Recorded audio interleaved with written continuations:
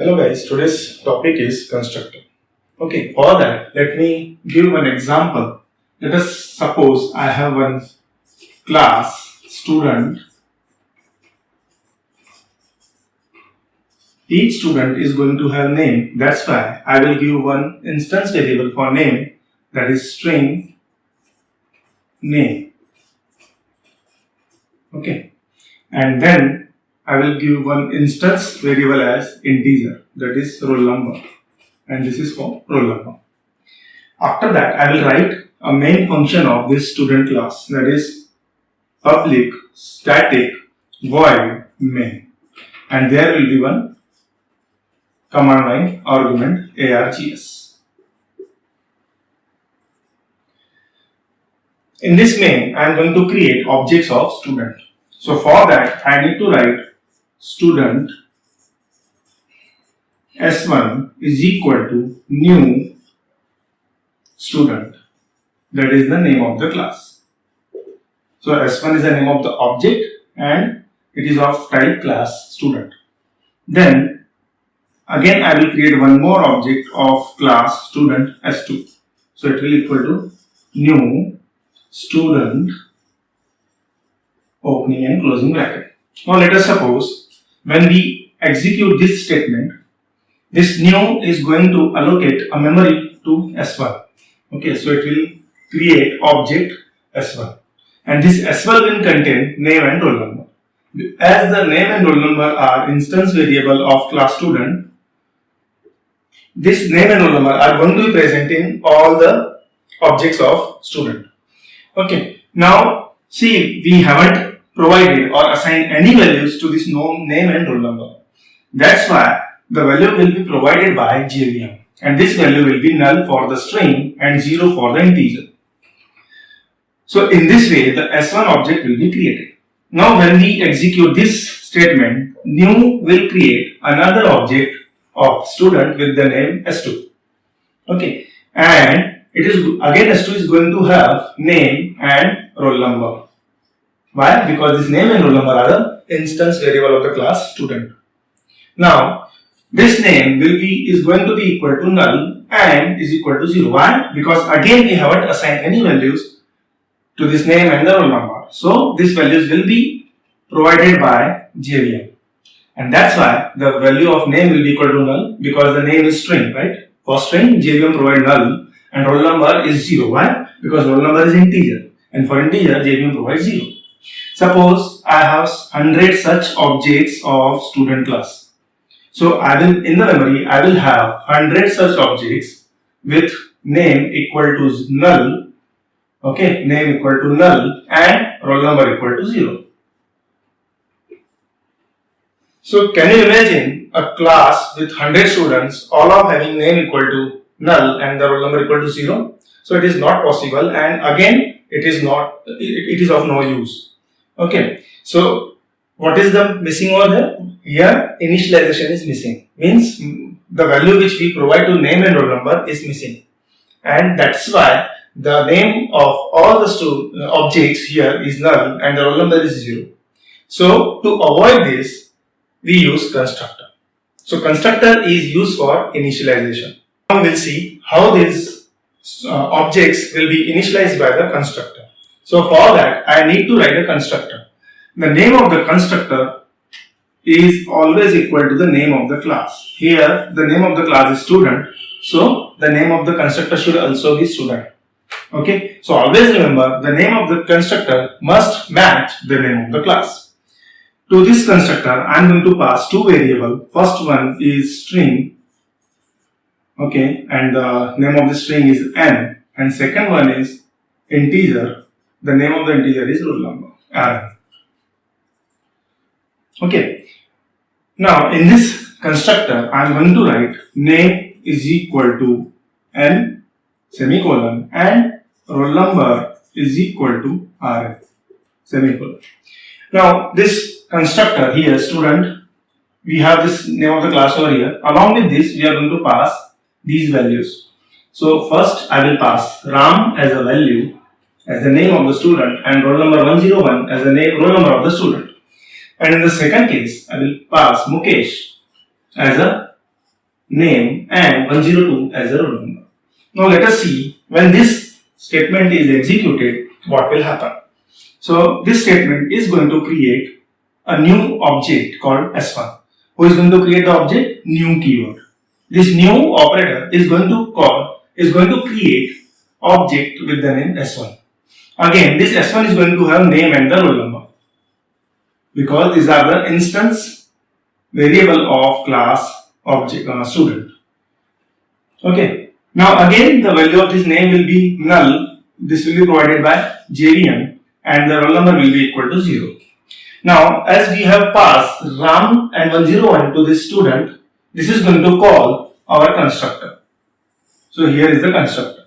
Now, in this case, this Ram will be passed to this N and 101 will be given to this Rn. So right now, the name of Rn is equal to Ram and Rn is equal to 101. Now here, we have written inside student, we have written name is equal to N. So what it is going to do? It is going to assign the value of N to name. Now the question arises, this name is of which object? Now currently, our current object is S1. That's why this name is of S1.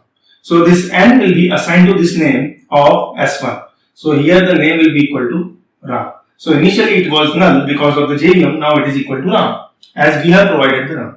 After that, this Rn will be equal to the roll number of S1. So it will be equal to 101. Earlier it was 0, which was provided by JVM. Now, this is because of this first statement. Now we will execute, if I execute this statement, what will happen? Again, this new will create the new object with the name S2. This object is going to have again two instance variable, name and roll number. Again we have passed Mukesh and 102. So this Mukesh is going to be the value of N now, and the value of Rn is going to be 102. Now what will happen? This value of N will be assigned to this name. Again this name, now there are two copies of name, one for the S1, one for the S2. Now as the current object is S2, so this name is of S2. So this constructor is called for S2 right now, right? That's why the current object is S2. That's why this name is of S2. So this N will be provided to this name. So what is the value of name? N, that is Mukesh, that will be provided to this name. So it will be Mukesh. Now the value of Rn is equal to 102.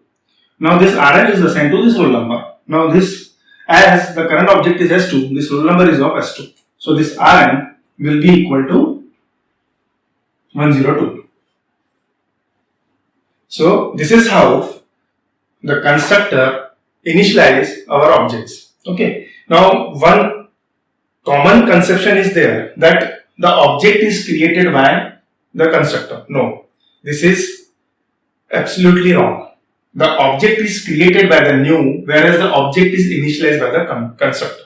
So you have to remember that the object is created by new, not the constructor, and it is initialized by the constructor. Let us now see the types of constructor. So there are two types of constructor. First one is default constructor. Default constructor. Second one is the parameterized constructor. Parameterized constructor. Okay.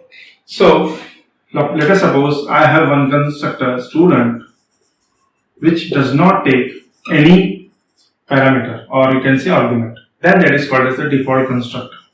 If you are not passing any parameter to this constructor, then that constructor is called as parameterized constructor. On the other hand, if our constructor takes the parameter or argument, then it is called as the parameterized constructor. Okay. So in the previous example, we had seen constructor student with string string n and int I. So in this case, this constructor student is taking two parameters or two arguments, then that's why this constructor is called as parameterized. So if the constructor is taking at least one argument, then it will be called as the parameterized. if the constructor does not take any argument, then it is called as a default constructor. Now let us write an example to demonstrate all the characteristics of the constructor. So let us suppose there is a class. Once again I will go for the student class. Student. Okay. It will have two instance variables, string name and int roll number. And it will have, suppose I will write two constructors there. First constructor, student. I am not giving any parameter or argument to this constructor. Then next I will have another constructor, student, with the parameters. Okay. So I will pass two parameters, again string n and int roll number. Okay. So rn. So in this, let us suppose I will give name is equal to Suresh.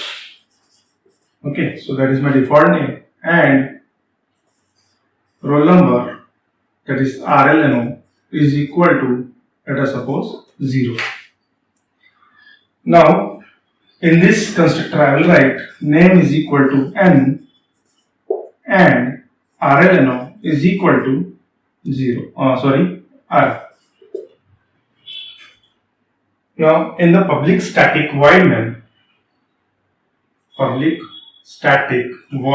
main, string args. Okay. Here I will create two objects of student s1 is equal to new student. Okay, and then I will create another object of the student, that is student s2 is equal to new student, suppose Ram, and 101. Okay. Okay, now here I will print the value of name and roll number of both the objects. For that I will have to use system.println system.out.println s1.name plus space s1.roll number,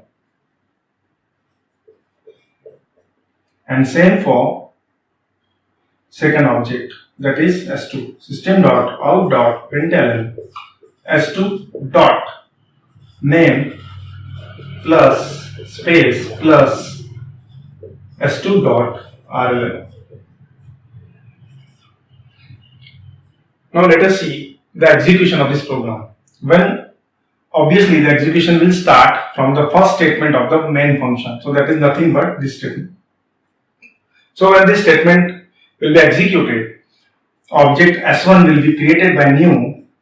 This object is going to have name and roll number, as these two are the instance variable of class student. Now the value will be given to name as null by the JVM and roll number 0 to the roll number by the JVM.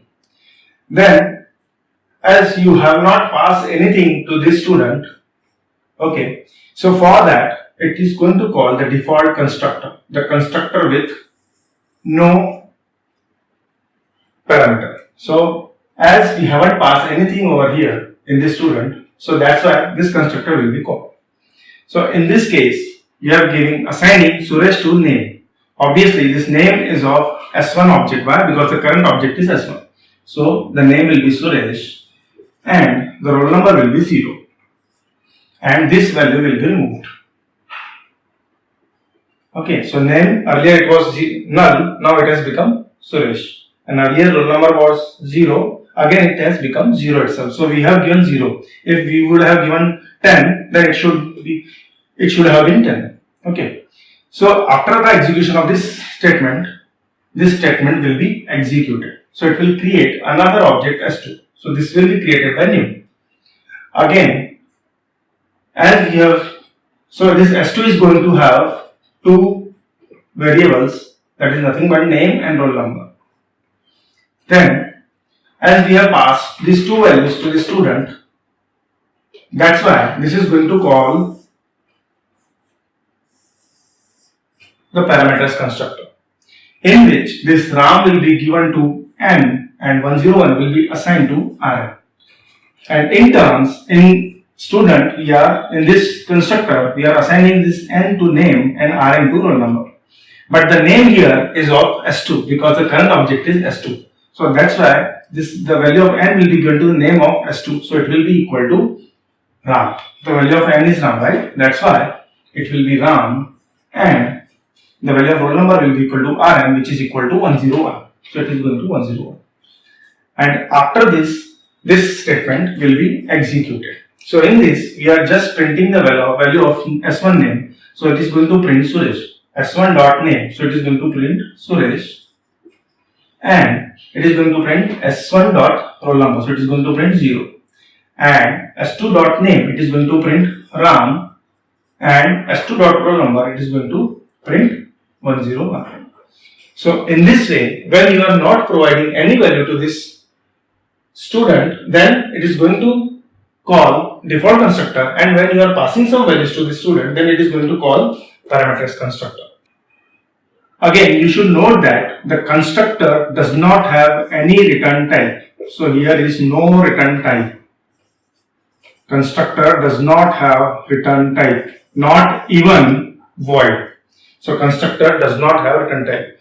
The normal methods would have return type, that is void, int, or something else, depending upon what that function is returning. That's why that function is going to have return type. Okay, if it is not returning anything, then the return type of that function would be void. But in this case, this student are the constructors, not the normal methods. That's why the return type of these two constructors is nothing. Means the student constructor does not have any return type, not even void. Now, I want to ask one question to you. So tell me whether this program has constructor or not. See, I have not written any constructor over here. So you have to tell me whether this program has constructor or not. Yes, it does. Why? Because if a program does not have even a single constructor, then the default constructor is provided by the Java compiler. Listen to me carefully. The default constructor is provided by Java compiler, not JVM. Okay, so again, the default constructor will be provided by Java compiler only when there is no constructor in your class. Okay, if you have at least one constructor in a class, then no default constructor will be provided by the compiler. So now let us suppose, if I write a constructor over here, let us suppose that student, the same parameters constructor which we have used in the previous example, that is string, that is n, and int roll number, okay, rn, and inside this, let us suppose I have returned name equal to n and rl equal to rm. So, if I suppose I have created two objects, that is S1 and S2, okay, here I am using default constructor, that is new student, and here I am using parameters constructor, that is new student, and I am passing RAM and 101. So whether this program will get compiled successfully or it will give the error. It is going to give the error because you have written only parameters constructor, whereas while creating the object you have used both the constructor, that is this is the default constructor and this one is the parameters constructor. So as you have used both the constructor and defined only the parameters constructor, and in this case the default constructor is not going to be provided by the compiler because your program has on at least one constructor. So in this case no default constructor will be provided by the Java compiler. That's why your program does not have default constructor and you have used the default constructor. That's why this program is going to give the error. Okay, let us now summarize all the characteristics of constructor. Name of the constructor is equal to the name of the class. Means the name of the constructor always match with the name of the class. Constructor has no return type, not even void. Constructor is called automatically when the object is created. Constructor is used for initialization of the object. There are two types of the constructor, that is default constructor and parameters constructor. Default constructor is nothing but the constructor with no arguments, whereas parameters constructor is the constructor which accepts some arguments. And finally, I would like to ask one question to you, that how many times the constructor is run when you run your program. Okay, so it depends upon the number of objects you have created in your program. If there are 1000 objects in your program, then 1000 times the constructor will run. If there are 4 objects in your program, then 4 times the constructor will run. So it depends upon how many objects are created in your program.